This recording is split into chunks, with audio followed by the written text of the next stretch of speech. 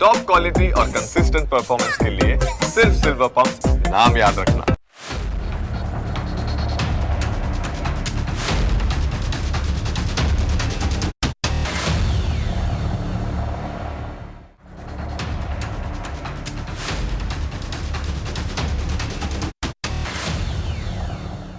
તમે અત્યાર સુધી લાફ્ટર ક્લબ વિશે સાંભળ્યું હશે, જ્યાં લોકો ખડખડાટ હસતા હોય છે. પરંતુ તમને અમારો સવાલ છે કે શું તમે ક્રાઇમ ક્લબ વિશે સાંભળ્યું છે? આખી વાત મુંબઈની છે. આ એક એવું શહેર છે કે જ્યાં સપનાને પાંખ લાગી જાય. અહીં લોકોના ચહેરા પર હાસ્ય અને યાદોની વચ્ચે જિંદગી ફૂલ સ્પીડમાં ભાગે. જોકે આ જાકમજોડની વચ્ચે અનેક હૃદયમાં કોઈને કોઈ વાતનું દુઃખ છુપાયું હોય છે. મનમાંથી એ દુઃખને ડિલીટ કરવા માટે આ શહેરમાં એક પ્રયોગ કરવામાં આવ્યો છે.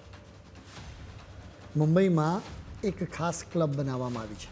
આ ક્લબની ઇવેન્ટમાં લોકોએ 1 કલાક સુધી રડવા માટે રૂપિયા આપવા પડે છે. આ વાત માનવી મુશ્કેલ છે, જોકે સાચે જ એમ બની રહ્યું છે. તમે એવા એન્ટ્રી ગેટની કલ્પના કરો કે જ્યાં લોકો લાઇનમાં ઊભા હોય, 1 કલાક પોક મૂકીને રડવા માટે પોતાની જાતનું રજિસ્ટ્રેશન કરાવી રહ્યા હોય.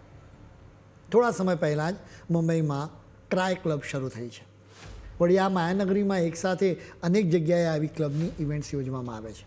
અહીં લોકોને રડવા માટે સુરક્ષિત જગ્યા આપવામાં આવે છે. વળી કોઈ વ્યક્તિ રડે તો તેને જોઈને બીજું કોઈ તેના વિશે કોઈ પણ પ્રકારનો પૂર્વાગ્રહ નથી બાંધતો. અહીં અજાણ્યા લોકો ભેગા મળે છે. તેઓ મુક્ત થઈને તેમની લાગણીઓને આંસુઓ સ્વરૂપે વહેવા દે છે.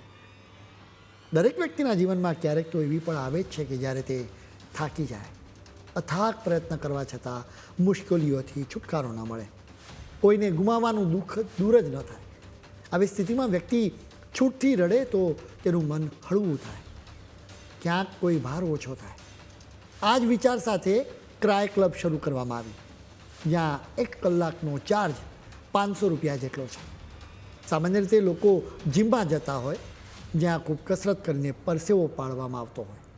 એ પરસેવો દ્વારા શરીરમાંથી ઝેરી તત્વો નીકળી જાય. એ જ રીતે આવી ક્રાય ક્લબથી મનમાં રહેલી નકારાત્મક લાગણીઓ આંસુઓ સાથે નીકળી જાય, એટલે મન હળવું થાય. વળી દરેક દુઃખી વ્યક્તિને એમ જ લાગે કે ભગવાન માત્ર એની સાથે જ અન્યાય કરી રહ્યો છે. જોકે આવી ક્રાય ક્લબમાં બીજા બધાને રડતા જોઈને લોકોને કંઈક અંશે રાહત થાય છે. તેને સમજાય છે કે થોડું કે વધારે પણ દુઃખ તો સૌને છે. એક સમય રડવું એ અંગત વાત હતી. જોકે એક જગ્યાએ અનેક લોકો રડે તો એ સારવાર બની જાય. એટલા માટે જ મુંબઈમાં ક્રાય ક્લબ ખૂબ જ અત્યારે હિટ છે.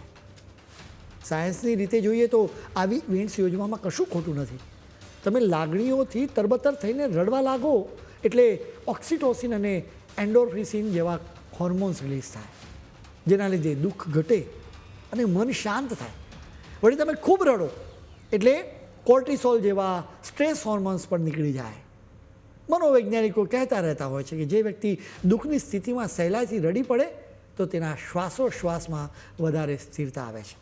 એટલે આવી વ્યક્તિને હૃદયના રોગો થવાનું જોખમ ઓછું હોય છે. એટલે કે રડશો તો તમે પણ સાજા થશો. આ ક્રાય ક્લબનો કોન્સેપ્ટ નવો નથી. ભારતની આ ક્રાઇમ ક્લબનો વિચાર મૂળે તો જાપાનની રૂઇત્સુ એક્ટિવિટીઝથી જ આવ્યો છે, જ્યાં લોકો એક ગ્રુપમાં ભેગા થાય છે અને રડવા લાગે છે. આ રીતે તેઓ સ્ટ્રેસ દૂર કરે છે. 2013માં ટોક્યોમાં એક્ટિવિટી શરૂ થઈ હતી. હવે મુંબઈ સહિત ભારતના અનેક શહેરોમાં આવી એક્ટિવિટી શરૂ થઈ છે. ક્રાય ક્લબની સફળતા માટે એક કારણ પણ છે.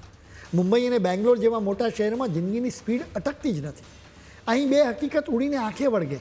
એક તો અત્યારે ન્યુક્લિયર ફેમિલી થઈ ગયા છે, એટલે પરિવારમાં પતિ પત્ની અને બાળકો જ હોય. મોટાભાગના કેસમાં તો એક જ બાળક હોય. વળી પતિ અને પત્ની બંને પોતાની જિંદગીમાં ખૂબ જ બિઝી હોય છે, એટલે તેમની પાસે બાળકને આપવા માટે પૂરતો સમય જ નથી હોતો. પહેલાંના સમયમાં વડીલો તરત જ પરિવારમાં રહેતી દરેક વ્યક્તિની વાતને, મનની વાતને સમજી જતા હતા. તેમને ખ્યાલ આવી જાય કે પરિવારમાં કોઈ બાળક કે યુવાન દુઃખી છે તો તરત જ તેની સાથે વાત કરતા હતા, તેની ચિંતા દૂર થાય એવી કોશિશ કરતા હતા. જોકે ન્યુક્લિયર પરિવારોના કારણે હવે બાળકો અને યુવાનોને એ હૂંફ મળતી નથી. વળી અત્યારે મોબાઈલના એડિક્શનના કારણે પણ પરિવારોમાં લોકો એકબીજાને સમય આપી શકતા નથી. આવા સંજોગોમાં મોટા શહેરોમાં રહેતા લોકો પોતાના દિલની વાત કહેવા માટે એક ખવાની શોધમાં ભટકી રહ્યા છે.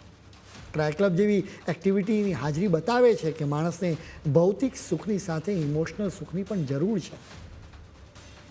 અત્યારે સોશિયલ મીડિયા પર અનેક ફ્રેન્ડ્સ છે, પરંતુ ખરો દોસ્ત મળવો મુશ્કેલ છે.